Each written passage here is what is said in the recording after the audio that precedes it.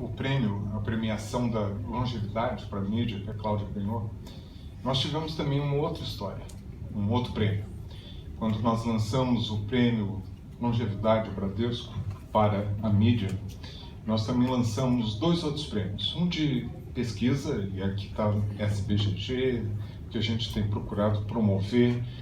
Nós fazemos, o jurado da SBGG, é liderado pela Lijapi, que é uma unanimidade em termos de gerontologia nacional, mas também com geriatras. A gente dá um prêmio para gerontologia, outro para geriatria, para estimular que as pessoas façam pesquisa, como estimular que os jornalistas falem de uma forma apropriada do envelhecimento. E o terceiro prêmio, eu confesso, Cláudia, que é o meu predileto, é sobre histórias de vida, que jovens possam contar histórias de vida de pessoas idosas que os inspiraram. E eu pedi para o Pedro, que ganhou o primeiro lugar, que viesse ler a história de vida que fez com que ele ganhasse o primeiro prêmio. Pedro.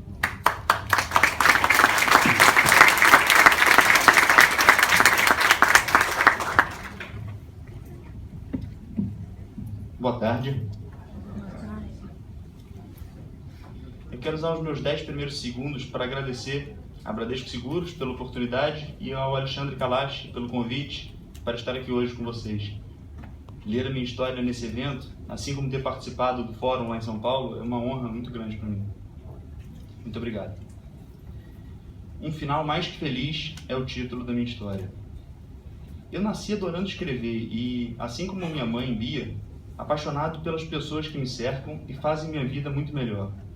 Em um concurso focado em relação intergeracional e longevidade, então, nenhum outro tema poderia ser mais relevante para minha participação do que a história vivida com ela, minha progenitora, que me tornou exatamente quem eu sou hoje.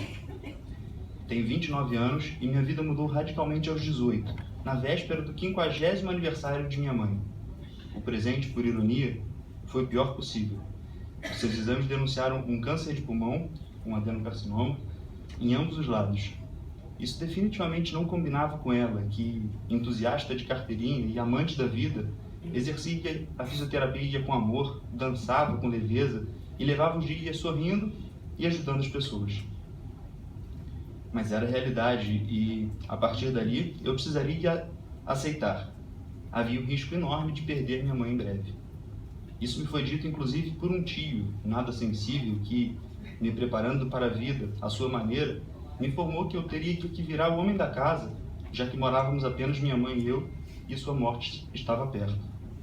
Meu mundo caiu. O chão fugiu dos meus pés naquele momento. Alguns meses depois, descobrimos uma metástase óssea, e dessa vez, definitivamente, e inclusive segundo seu médico, ela morreria em pouco tempo.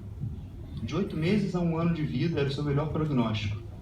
Iniciava-se ali, então, o maior desafio de minha mãe contra o câncer e sua forma involuntária de provar que a vida valia a pena, me preparando para quando sua morte, infelizmente, acontecesse. Mesmo aos 19, eu era apenas um adolescente despreparado para uma situação como aquela. Até por isso, talvez, minha mãe tenha encontrado forças que eu jamais teria tido sem ela. A vida é muito maior do que um câncer, dizia ela com uma certeza que não se encaixava na situação. Nesse momento, ela começou a ir atrás de seus sonhos e como exemplo, se matriculou em uma faculdade de design de interiores, depois de décadas trabalhando com a mesma profissão. A partir dali, tudo começou a dar certo, apesar dos prognósticos. Ficamos sabendo pelo seu médico de um novo remédio, ainda em fase de testes, que poderia ajudar minha mãe. O problema era que a caixa para um mês custava R$8.000 e teríamos dinheiro apenas para 2 ou 3 meses sem vender o carro ou o imóvel onde morávamos. Fizemos então o que chamamos de corrente da Bia, com amigos e conhecidos contribuindo em uma vaquinha. Esperávamos meia, talvez uma caixa de sobrevida, mas arrecadamos R$50.000 e garantimos 6 meses do medicamento. Centenas de pessoas contribuíam regularmente até conseguirmos de forma judicial que o remédio fosse fornecido pelo governo. Dali em diante, foram 7 anos relativamente tranquilos, entre uma químio e outra, até descobrirmos uma metástase no fígado em 2013. Já convivíamos com câncer há quase uma década e a batalha se intensificava. Com 26 anos, eu já era muito mais maduro e presente que na época do diagnóstico. Mais do que nunca, então, me envolvi na história e comecei a dar toda a assistência possível em vez de, involuntariamente, negar a situação. Foi um ano inteiro de quimioterapia. Entre uma sessão e outra, no entanto, minha mãe fazia questão de viajar, de viver.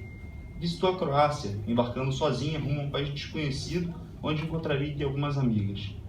Nunca lhe faltou coragem, mas novas demonstrações de bravura sempre impressionaram toda a família e principalmente o seu médico. Em 2014, a pior das notícias: metástase cerebral e ainda menos chance de continuarmos vencendo as batalhas. Minha mãe, já debilitada pelas químios do ano anterior e pelo consumo diário de corticoide, estava com as pernas fracas e ter a ajuda de um cuidador seria indispensável. Em meu pensamento, porém, isso não fazia nenhum sentido. Alguém com ela em seus últimos meses de vida, de 6 a 12, segundo o especialista, enquanto eu trabalhava em prol da minha carreira? 2 dias após uma promoção no trabalho, então, resolvi pedir demissão da empresa onde eu estava há 5 anos, surpreendendo família, amigos e, principalmente, o meu chefe. Mas se minha mãe precisava de cuidados, aquele trabalho seria meu.